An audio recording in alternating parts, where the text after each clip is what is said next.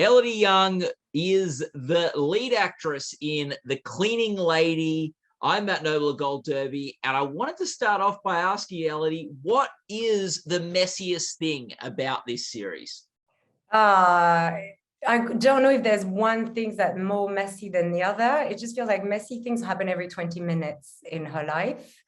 I think the whole situation is propice to a lot of chaos and obstacles to overcome. So it gets really messy. But basically, I come to the US on a medical visa. The visa expires, and I decide to stay and overstay this visa and become undocumented, so I can find and I can seek a cure for my son who's got an immune disorder. I take on a cleaning job, paid under the table, obviously, and I'm sent to this underground boxing match where a crime happens and I'm the witness of it. And then from that moment, I am involved with the syndicate there in Vegas, but not voluntarily, if it's an English word, but just, because I was there and I just tried to save myself. So everything is pretty messy, Matt. Yeah, very much so. Is there anything messy about making the show or filming the show? It's pretty well organized, Yeah. which I appreciate, because there's like there's a certain it looks like madness, but it's not. It's very well orchestrated, and I do appreciate it because I have time, because there's an arc. We know where we're going, we know what we're doing, and I do have the time to focus on my work, which is learning lines, digesting, and then just be present on set and then have fun with my partners. So yep. Yeah. Very so upset with the messiness. Is it because it's called The Cleaning Lady? Yeah, that's pretty much, that's the hook. That's I like it. It's the first time I've had an interview like this.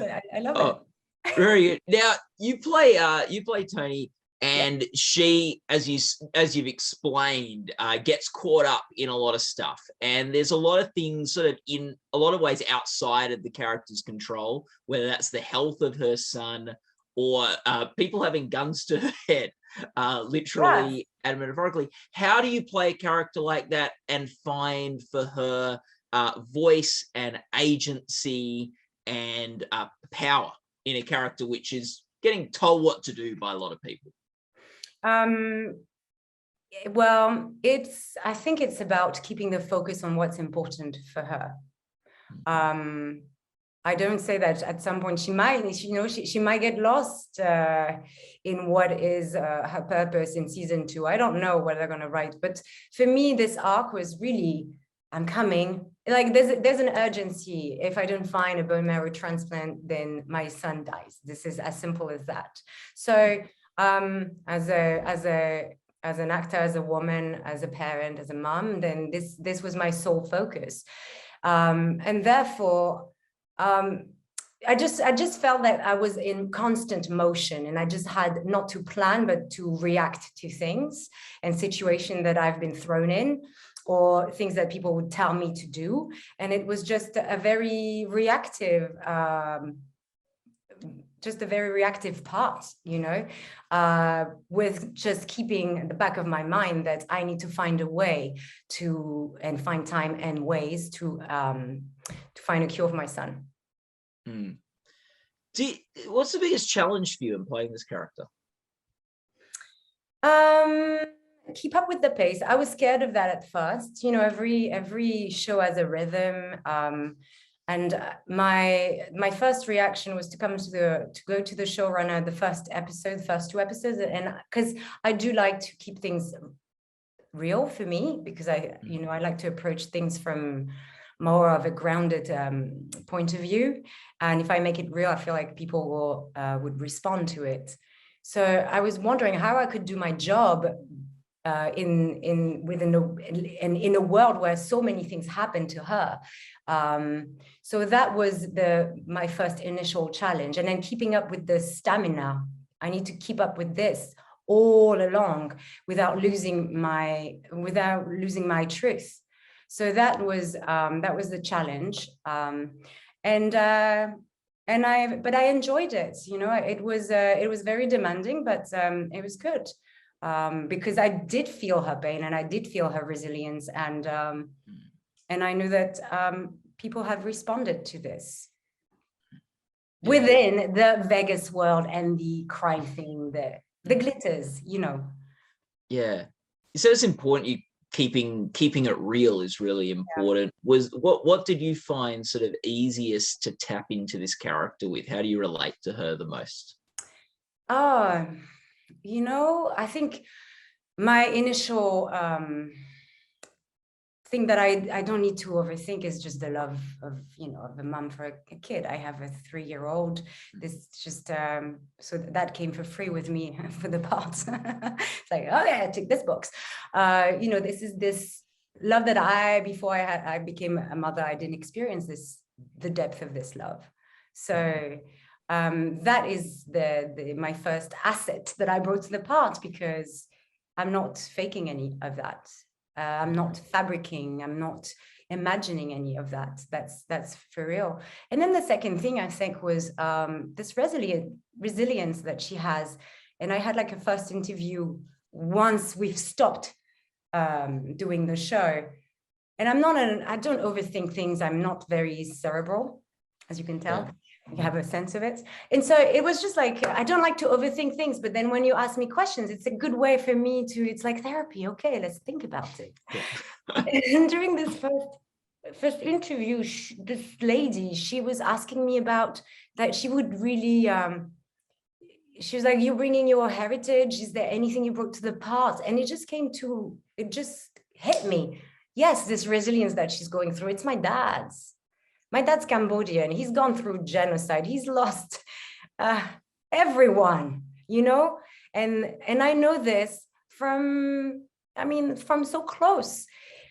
But he's someone who would just carry on, period, you know? And that is something in another context, is something that she has that I don't know. I mean, it's somewhere in me, but to that extent of resilience that Thony has, this is what I have observed and you know, bathed in growing up. So I don't know really, Matt, what was your question, but I really want to say this.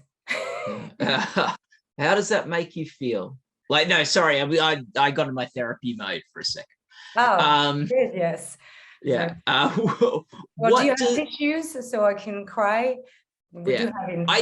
Zoom. We can't, like, we're on a video call. I can't give Look, I've done therapy through Zoom during the pandemic when everything was locked down. It was still helpful. So, you know, Zoom is okay. Oh, yeah, it's good. You just have to bring your own tissues. And I don't today. So. Real.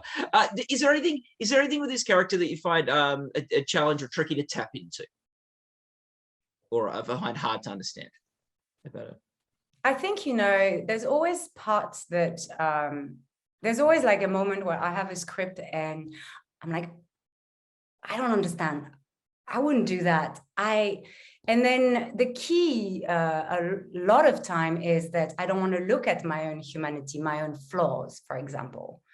And I don't want to tap into this. And then I'm going to be blaming, this is bad writing, la, la, la, la, la. You know, the good thing is we have a great showrunner and a really fluid conversation.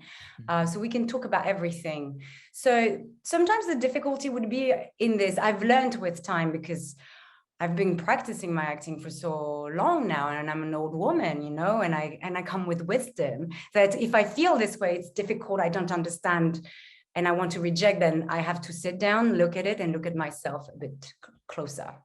And then find the keys there. That's most of the time within me. And is there anything you've learned about yourself from this character, or just your experience of making this show? I think just from the making of it, that it just felt so nice to feel that we were all working together. I always knew that I've always loved working this way, but just, you know, working as a team is key. And for me, just the way it's keeping up with the rhythm and the stamina, so I can really focus on the story and the delivery of the story, because it is hard. It's over 5-6 months and it's constant. And then I was very much in the show. So I just like for that. But I think, it's more compassion, I would say, just on a more, looking at myself. I think this show, I wasn't so sure at first because it's Fox, it's broadcast. It's like, we're going to have some commercials and all of that. Those questions that I had in mind. Are we doing art? Are we making art? Are we selling products? Yeah. And the answer is, I'm working with a great, great team of artists, and we're very much supported by the network. And we are touching on, I love it because there's a packaging, the glitters, it's Vegas. It really is. We've got the explosions and the bad guys, right? We have cliffhangers, but I love the conversations that we've managed to be, that it brought us to talk about. It's very convoluted, but it's like the immigration, the medical system, all of that. So it's a great, I don't know, I just love this project, and I've learned maybe to look at people in a more compassionate way myself, and I hope people will as well. As you just touched on there, like the show has explosions, the glitz and glamour of Vegas. There's some sort of melodramatic soap opera elements to it as well, but it does touch on real issues in a big way. Like it doesn't shy away from them. There's an ICE raid episode, so it deals with immigration, it deals with healthcare, it deals with other sort of political, in some ways, hot button issues.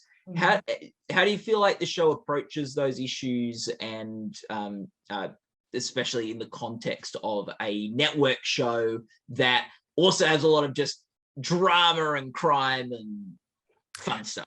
I think, Matt, I think there's a lot of very bright women behind this show, and artists, great artists. I think it lives on a network so it's kind of like giving medicine with sugar, but but everyone's on the same page, and everyone is willing to push those conversations, willing to go in. See, that's the beauty of it for me. I don't have TV at home, so I would not naturally watch anything that's broadcast TV, right? My neighbors do. My neighbors are really nice people, and not to make it political or anything, but they, when there are moments of elections and things, we exchange ideas, and they very much have been Trump supporters. My neighbor, when she watched episode 5 with the ICE raid, we saw each other in the street, and she said, I could not stop crying. I don't want this woman to be sent back home, to be sent back, away, to be deported. And I'm like, well, this is what we're doing with this show. We're going into people's homes that would not have the cable type of edgy, super edgy show, but we are opening conversations, and we are opening conversations. I don't know if it changes minds, but to me, that's the beauty of art. It's like, well, let's show you something, and then let's see how it affects people. So yes, it's medicine with sugar. You will have the hook, you will have the entertainment with this. It's not a slow burner. I regret it, because I would love to have breaks between takes, between scenes. This is not what we're doing. But I do feel like there's an undercurrent in this project that has a bigger magnitude, and I'm seeing it now. Not that we've been doing it, and we've been talking, about what matters, I think, to us, to Fox as well, to my showrunner, to the writers, So, yeah. I would probably also like to a degree a testament to the power of story and characters that can sometimes convey a lot more and get into people's hearts and minds in a way that like a speech can't. Absolutely. I mean, you know, my neighbors, they probably don't watch, they do watch some news. Yeah. Okay, that's one kind. They don't watch documentaries on immigration. They probably don't read that much about it. They see this. It's a tool, you know. I think it's a tool, and when it's used cleverly, which doesn't mean shove it in your, you know, in your face, like, you know, it's not that. It's do you want to try this? It's pretty good, and then let's talk about it. And we're inviting people on the trip, and I do feel like it brings more compassion. I mean, I'm experiencing it, so I am satisfied with that. Like, for me, that's a little victory. You talk about you also spoke about the women voices that are part of the show. Obviously, the cast has a lot of strong women at the center of it, but also behind the scenes, writers, showrunner, that sort of thing. What do you think the real where do you think in this series the real power of the voice of women and the female perspective comes through? What is your question? Where do they come from? No. I'm saying like where's the where do we see the value in the show from having female? Because so traditionally in television, particularly if you look at the whole history of television, there's exceptions, but we've had more a male dominated perspective, even in shows which have had female leads. Yeah, you know, I don't know. I don't like to do generalization. I just feel that I have been, to me, I'm working directly with women, but I work with clever women, sensitive women. You know what I mean? So I don't know if it's a gender thing. I'm not going to like spend too much time thinking about it, but I have to say that it feels good because I feel home. It's just like it does feel like, oh, there's people from a different background. I feel like there's just on the creative side, writers, showrunner, producer, it just feels like people come from a different background. And to me personally, having to deal every day with Melissa Carter, with Miranda, exec and main writer, when she comes on set, it's an easy dialogue. I don't know, but I mean, we share things. We share some of the, I don't know, we have things that we naturally share, I guess, but I just want to stress that to me it's not down to just a gender. It's I'm working with very bright people, open people, inclusive people, open to conversation and to all work together. And I think that's what's been a great experience for all of us, is that everyone can just express themselves, and then we can just make sure we make the right decision in order to tell the best story, in the best way, best possible way. Yeah. You spoke before about having whatever show you're on, whatever you're doing, you need to find the rhythm of that show. Yeah. What is the sort of the rhythm of The Cleaning Lady, and how might that be different to the rhythm of other shows and projects you've worked on in the past? It's like every show has its own, schedule. I had a show where I was solely doing nights, so I felt like I was on a jet lag the whole time because I'm not a good sleeper. So so I have to find my way in. This one is like the emotional journey. That's what there's two things. It's like sustaining, because I want to go to the truth, sustaining it for every moment. I mean, like as much as I can, but every episode, I want to honor the story. So I want to keep it real. So sustaining it over the month, being on set every single day, that's been a first for me. I've had breaks before, and this is great. But it's also good to just be in the mud all the time, because you get to like stretch and try to find new things as well. So I really like that. So there was that, like the length, and then just finding the truth in everything that's just like thrown at her. It's just so much. But Thony, I just accepted it, and Thony just doesn't have the time, and sometimes it doesn't land now, and sometimes we find a moment where, you know, something that's happened lands on her later, and it came kind of naturally, as I had to go through the motion with her, because there was no time of I don't know, taking a break, which is great, because I don't know, it just pushed me a bit more. I could not be lazy on this job. Yeah. Like, it's impossible. I mean, it was impossible, no break. And it's good. I like to work like this in with the pressure and the urgency. Well, Elodie, thank you so much for talking with us today. All the best of luck with the upcoming Emmy Awards and Cleaning Lady Season 2. And I'm at Noble Gold Derby. People can go to goldderby.com to check out our forums and other interviews with award contenders. Thanks, Elodie. Like that. Okay, thank you, Matt.